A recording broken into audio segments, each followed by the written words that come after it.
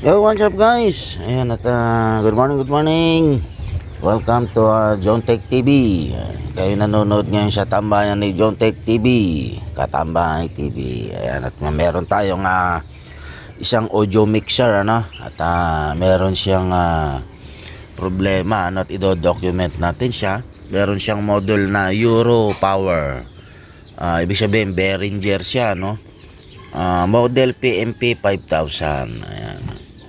Meron siyang 1200 watts, 20 channel, powered mixer with dual multi FX. Ito, meron siyang FX1, FX2. So, itong kanyang FX1, napansin natin siya, yung FX2 niya, medyo okay yung kanyang slide, Itong kanyang FX1, medyo maganit na, Ibig sabihin, nagkaroon siya ng water damage, nagkaroon siya ng corrosion sa loob. Ayan.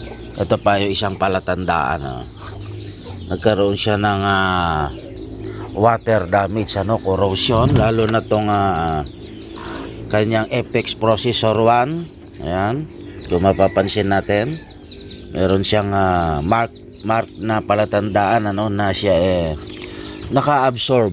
Ayan, naka-absorb ng tubig, o mga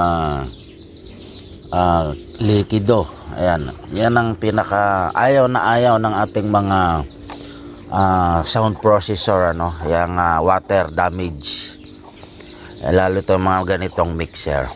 So meron tayong Euro Power PMP 5000, powered siya, meron siyang built-in amplifier. Ayan, naka XLR, blower siya. Ang history niya may umamoy, umusok, So nagpalit tayo ng kanyang 10 watts R22. Ibig sabihin 0.22 siya, Tapos sa kabila naman 10 watts 22R. Ayan, magkaiba yan, Yung isa 0.22, yung isa 22. Ayan, palit natin siya. Nagkaroon siyang response, on natin yung kanyang power. Ito yung kanyang power, Ayun, umilaw yung ating bulb tricks. Nagkaroon din ng power yung ating equalizer. Ayan, pumitik yung ating relay. Nagkaroon ng display, yung ating FX processor 2, pero dumibitaw siya. Tapos meron tayong nakailaw na indicator lights. Ayan, ibig sabihin meron siyang napipick up na distortion, So may problema yung ating mixer. At bago yan, i-check muna natin lahat. Ayan, ilaw. So i-check muna natin yung kanyang audio, kung buo yung kanyang amplifier. Check natin yung kanyang mga naapektuhan, Meron tayong konting na-detect, Ayan, nagkakaroon yung kanyang display tapos nawawala. Okay. Tapos yung kanyang LED indicator is umaangat. Meron siyang distortion, ugong o humming yan pag nilagyan natin ng amplifier o kaya speaker, na powered, Pero check muna natin yung amplifier niya. Pumitik naman yung ating relay, ibig sabihin na wala tayong DC out. Check muna natin yung kanyang power amp, or i-isolate muna natin kung magdidiretso siya, First step natin, mag-isolate muna tayo. Ihiwalay muna natin itong mixer dito sa kanyang power amplifier. Meron tayong power amplifier, na built-in class D siya, class D. Ayan.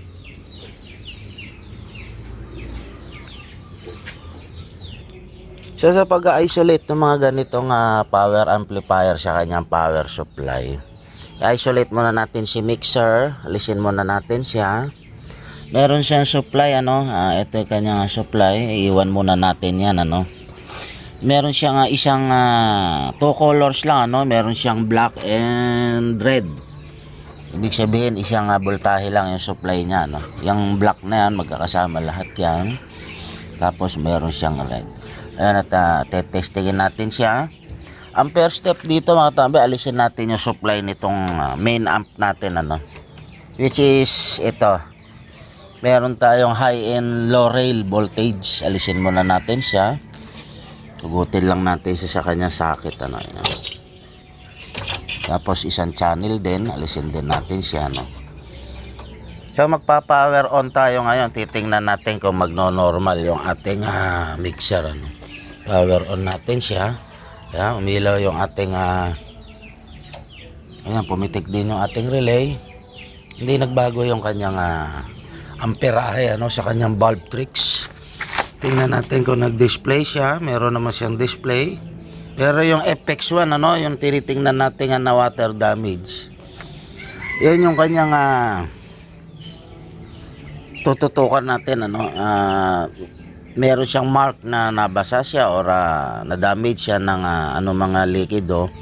Check natin ano kung ano ang naging kwan niya. Meron siya na-detect na distortion ano, ayan. Ibig sabihin merong ugong yan o kaya sira nga mga driver IC ano, tulad ng mga 558 to 532, 5532, ayan yung mga check natin.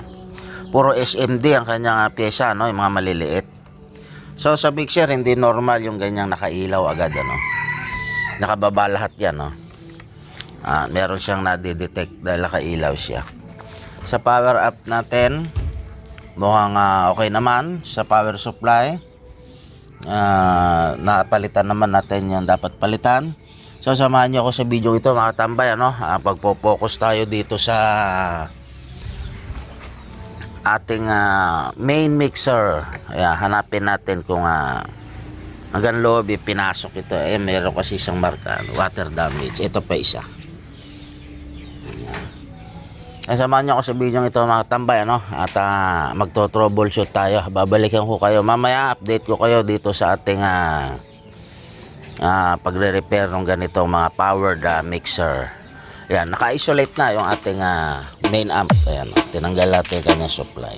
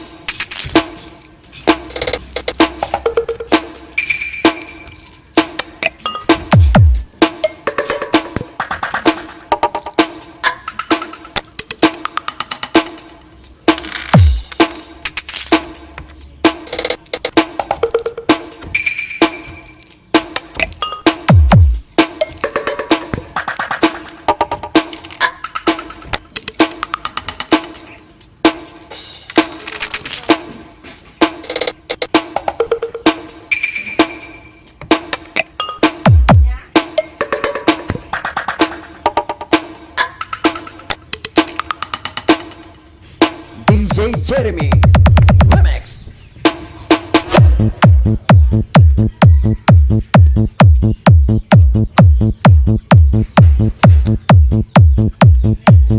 DMC, DMC, DMC, DMC, DJs, DJs, DJs.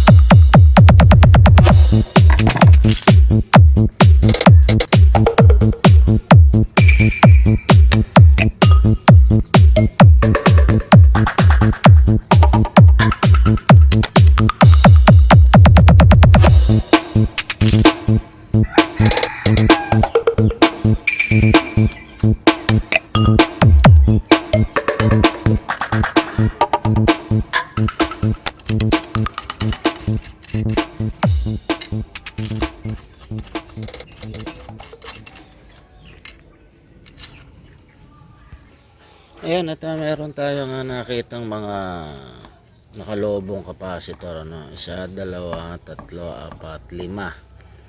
Dito sa kanyang FX section, ano. Ayan, ito. Kita ba? Nakalobo na. Ayan, nakaalsa na yung kanyang mga capacitor, ano. Ibig sabihin, putok na siya, ano. Ayan, no. So, papalitan muna natin yung lima na yan. FX section, palitan muna natin, tapos magte-testing tayo. Ito pa, no, yung makita ba, mga katamba, ito yung dalawang capacitor sa kanyang LED indicator display, ano, palitan na rin natin yan. Nagkaroon na siya ng corrosion, ano. Napalitan natin lahat, mga katambayan, no. Ito yung kanyang isang pinagmulan, ano. Yung corrosion na yan, no, ng kanyang capacitor kasi kumatas, ano. So pinalitan na natin siya, nilinis na natin siya. At nagpalit na rin ng lead yung dating nagbukas nito. Itong dalawa. Na corrosion kasi yan, ano, naputol na yung mga paa, kinalawang. So ito yung ating mga pinalitang capacitor, ano. Kailangan kasi nakahiga siya para hindi siya sumayad sa kaha niya, no, sa case. So ayan ating mga napalitan, mga capacitor na busted, ano, mga lobo na, mga putok na. Nakakuha tayo ng mga shorted na capacitor. Ayan, lobo siya, oh. Kung titingnan natin, makinis naman siya, pero pag tinester natin siya, shorted, ano. Mag-sample tayo ng isa, tingnan natin yung kanyang performance, ano. Titingnan natin kung meron nga pa siyang short. SX1 tayo. Ito yung ating capacitor, ano. Testingin natin siya. Ayan. Ayan, kita ba yung ating tester? Pipin natin siya, no? Okay, teka lang. Sentro lang natin. Wala tayong cameraman, Ayan, no, shorted. Pumapalo sa kanyang tester. Ayan, no, shorted siya. Hindi makita na maayos, no. Ayan, at pipilitin natin maipakita, no. Kadalasang maging sira nung ating mga mixer console, ano. Ayan, pinakamadali, ganito na lang, test pin natin. Ayan, shorted kasi siya. Wala tayong tagahawak ng camera. Ayan, shorted siya, mga katambay, ano. Pumalo na sagad yung ating tester. Yan ang isang mga dahilan, ano, sa ating mga mixer console. Kasi kadalasan sa ating mga mixer, napapatugtog, ginagamit natin siya, no, sa madaling sabi, ginagamit natin siya ng dire-diretso, ano, long term of use. Kaya medyo hirap yung ating mga pyesa, lalo yung mga capacitor na yan. So, buuin natin siya at magte-check tayo ngayon, ano, te-test natin siya. Tingnan natin kung ano magiging performance niya, no. Ayan, napalitan na natin, nalinisan na lahat. Okay, assemble natin doon sa kanyang case. Ayan yung kanyang case. Okay, na-assemble natin siya, pero wag mo muna natin ilagay yung kanyang mga test muna natin kung ano ang pagbabago pa niya. Check muna natin, power on natin. Okay, nilaw yung ating bulb. Ayan, may display na tayo, no. Meron na tayong display pareho. Kanina wala siya, pero nagbi-blink pa rin siya, no. At naka bulb trick tayo. Yung ating LED indicator, meron pa rin siyang nasasagap. So hindi pa rin tapos yung ating pagto-troubleshoot, ano. Kailangan pa natin hanapin, ano, kung ano yung cause niya.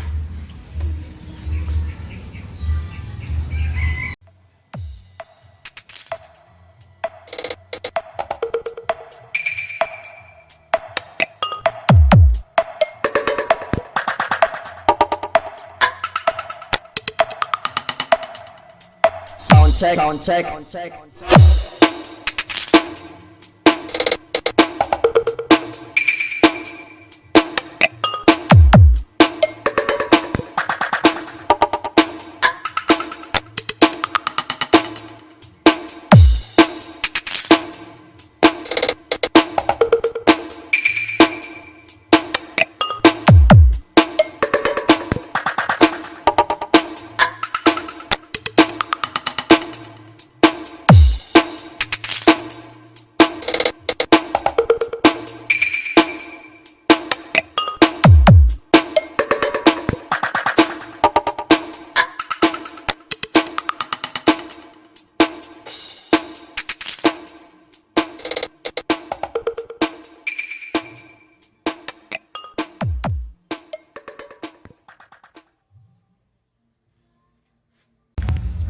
Yun, at mahaba-haba yung ating naging troubleshooting mga katambay, ano.